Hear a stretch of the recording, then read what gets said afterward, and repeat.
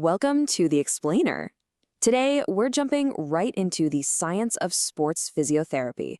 We're going to break down everything from the absolute basics of movement all the way to that complex and honestly fascinating road to recovery after you get an injury. So here's our game plan for today. First, we're going to figure out what movement even is. Then we'll get into what it really means to be fit. After that, we'll dive into the nitty-gritty of common injuries, and we'll wrap up by looking at how our amazing bodies actually heal. All right, let's get right into it. We throw around words like activity, exercise, and sport all the time, pretty much interchangeably. But in the world of physiotherapy, they mean very, very different things. And those differences are super important. So, to get us started, think about this for a second. Is just a casual walk in the park the same thing as a planned 30-minute jog? I mean, they both get you moving, right? But from a scientific point of view, they're worlds apart. Let's dig into why.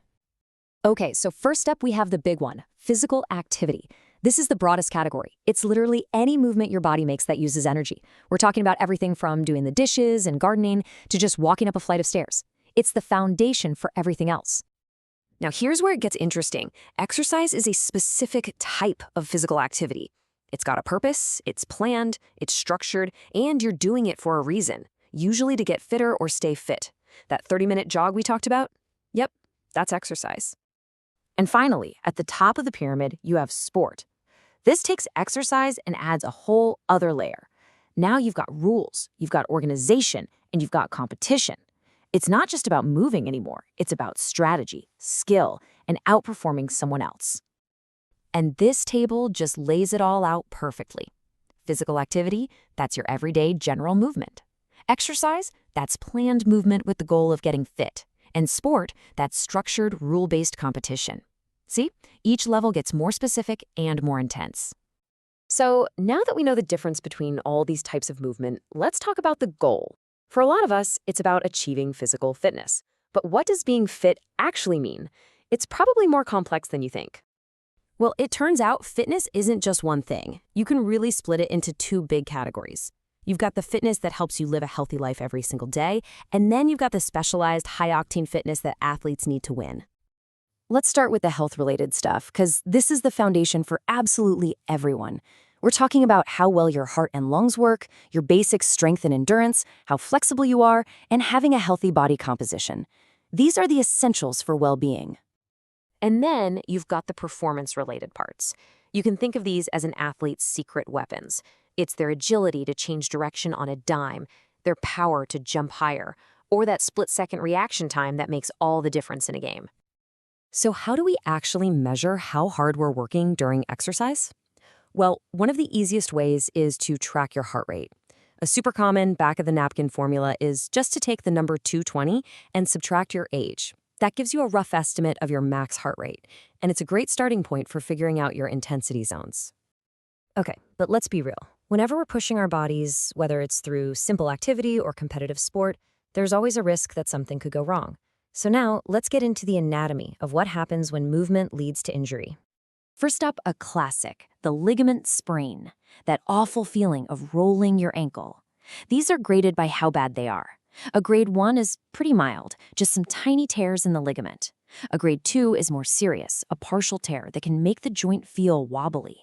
And a grade 3, that's a complete tear, a full rupture. And you see a really similar pattern with muscle strains, when you pull a muscle. A grade 1 is just a minor pull. A grade 2 involves a lot more tearing, you get swelling, and you definitely lose some strength. But a grade 3 is a complete rupture of the muscle, usually right where it connects to the tendon. Ouch. But what about something more serious, like a broken bone? The way our bodies heal is just incredible. It all starts with inflammation. Then the body creates this soft cartilage-like patch to bridge the gap. That patch slowly hardens into new bone. And then, over months or even years, the bone remodels itself, getting back to its original shape and strength. It's an amazing process. And of course, injuries aren't just limited to muscles and bones. Tendons can tear, especially in spots with poor blood flow, like the Achilles. Cartilage damage is really tricky because it barely has any blood supply, which means it struggles to heal on its own. And then you've got dislocated joints and pinched nerves that give you that awful pins and needles feeling. But here's the most important part. Getting injured is not the end of the story, not by a long shot. In fact, it's the start of a whole new journey called rehabilitation. And this isn't guesswork. It's a very structured, scientific process to get you back in the game safely. So, rehab is usually broken down into 3 key phases. Phase 1 is all about damage control. You protect the injury, you manage the pain and swelling. In phase 2, you start to get your range of motion back and gently wake up those muscles. And finally, phase 3 is where you build back your strength and start doing movements that are specific to your sport, so you're ready to return. Let's make this real. Picture a football player who gets a grade 2 ankle sprain. For the first week or two, it's all about protection, ice, and gentle movement.